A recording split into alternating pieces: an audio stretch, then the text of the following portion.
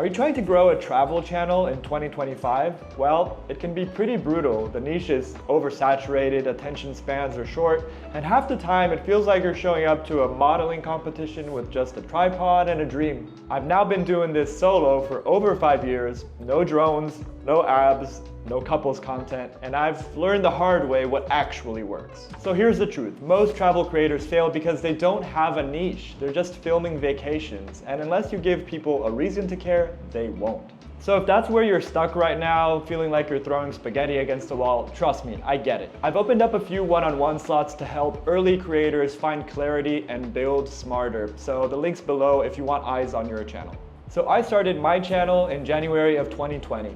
Perfect timing, right? Global pandemic hits and I was like, let me inspire people to quit the rat race. At that point, I'd already been traveling nonstop for over 6 years, so I thought, why not try and share what I've learned? I wanted to help people see that there were other ways to live. But I'm not gonna lie, I thought that maybe after 4 years of hard work, brands would be flying me across the world and people would be recognizing me on the street. Instead, it took me a full year just to get monetized, and even when that happened, it was pretty much just pennies. The first time I saw real growth on my channel was during the year I spent in Georgia. I was making weekly videos about the country, and finally I started to notice that maybe the algorithm was liking me for once. People were really curious about Georgia, so I quickly became the Georgia guy. But once I left the country and stopped making videos about Georgia, boom, the numbers tanked. And I've seen this pattern happen over and over again. Egypt, Ecuador, more recently the Philippines. You're in a new country, making new content, and suddenly no one cares again.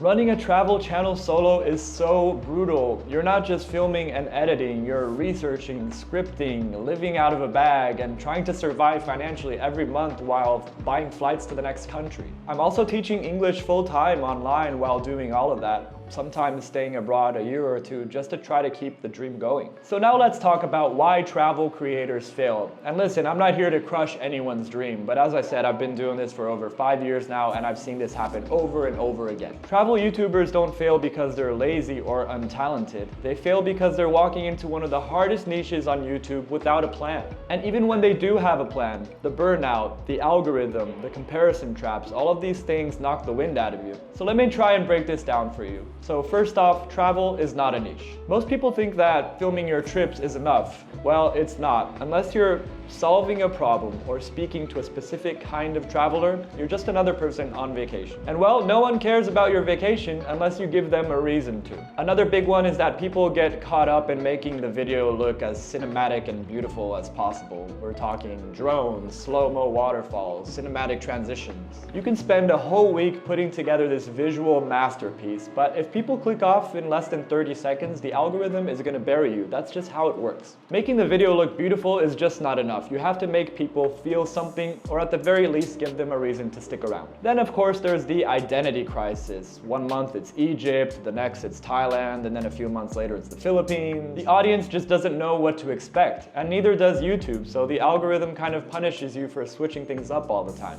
And that's happened to me multiple times. You think you're showing range, but to YouTube, you're just inconsistent. YouTube doesn't know who to recommend you to, so it just doesn't recommend you at all. Now let's talk about everyone's favorite topic, the money.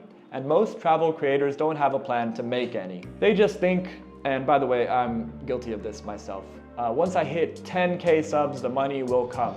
Well, it doesn't, unless you're pulling in some serious volume. If you're not offering digital products, consultations, if you don't have an affiliate strategy, well, then congrats, you just have yourself a very expensive hobby. And even when that money does start trickling in, it's only enough to keep going, not to level up. So you're basically self-funding a full-time job with part-time scraps. Meanwhile, of course, you're on TikTok watching these beautiful influencers dancing in Bali and getting brand deals just for posting stories. It's pretty brutal, man. But here's the thing. If you learn the game, if you think like a strategist, if you just keep showing up when it seems like no one is watching, then you can make it work. So how have I survived the last 5 years as a travel creator? Well, I think a few key shifts made all the difference. Well, first, I stopped obsessing over the numbers. I definitely deleted the YouTube Studio app.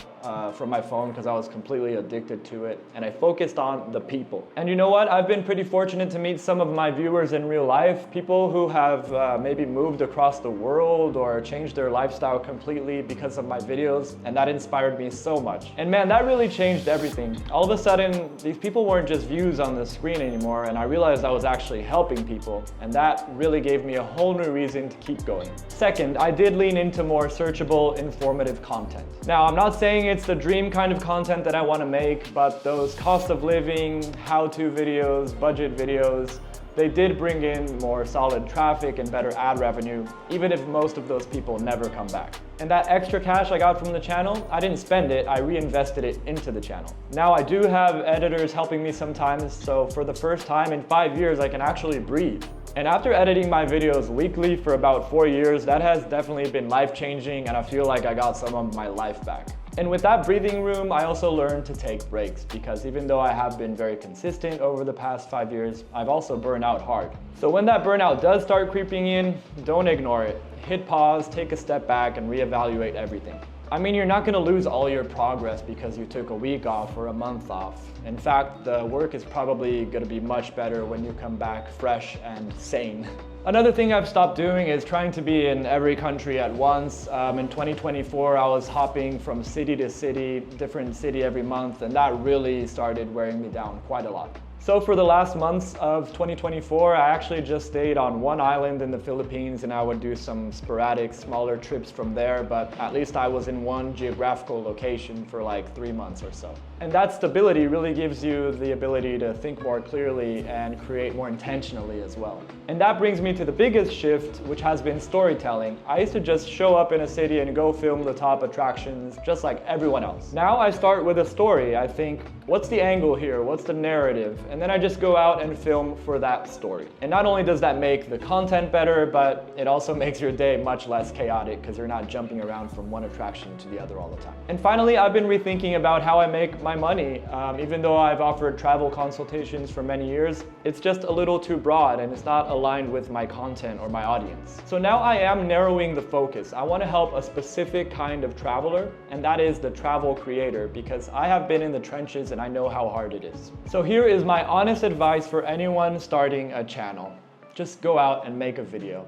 It's probably not going to be perfect. In fact, it's probably going to suck pretty hard. Here's some more truth. Almost no one will see your first videos. You keep wondering like what people are going to think about your videos, but in reality, everyone's just too busy with their own stuff to even care. So do not be afraid to experiment, mess up, and learn in public. Also, please stop promoting your videos to your friends. That is not your audience. Because after all, you're trying to teach the algorithm who your audience is, and your old high school friends are just going to mess that up. So ask yourself, who am I really making this video for? Am I trying to help retirees find their dream island escape? Or am I helping budget 20-something travelers spend as little as they can in one day? I mean, they're both travel channels, right? But they couldn't be more different. If you're trying to speak to everyone at the same time, you connect with no one. And let's quickly talk about titles and thumbnails. Do they matter? Yeah, they matter quite a lot, actually. Honestly, I used to avoid anything that felt even a little clickbaity in my titles, but there's a reason why emotional titles and curious thumbnails work. They just get people to click on the video. That doesn't mean that you should lie in your titles, but it does mean you should care.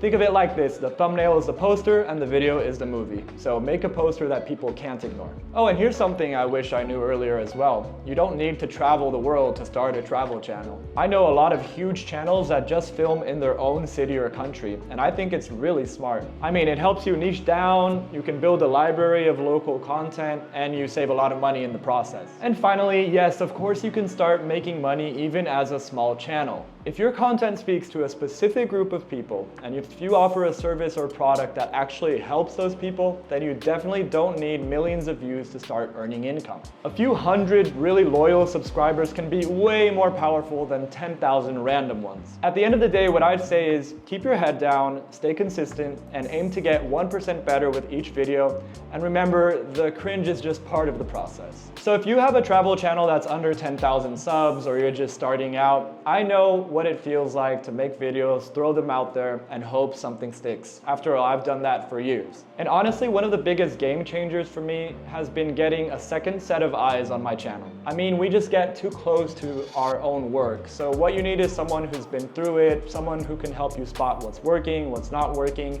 and help you shape a real strategy. So if that's something that you're craving right now, I've opened a few one-on-one slots, and we can brainstorm your next video or niche down your content or even audit your channel with a set of fresh eyes. So the link's below if you want to go deeper. No pressure at all, just honest help from someone who really gets it. So please get out there and make something great. I'll be watching. And if you're ready to actually start your travel channel, no money, no gear, no problem. I break that down in the next video. So just click on the link that's on your screen right now, and I'll see you right over there in 3, 2, 1.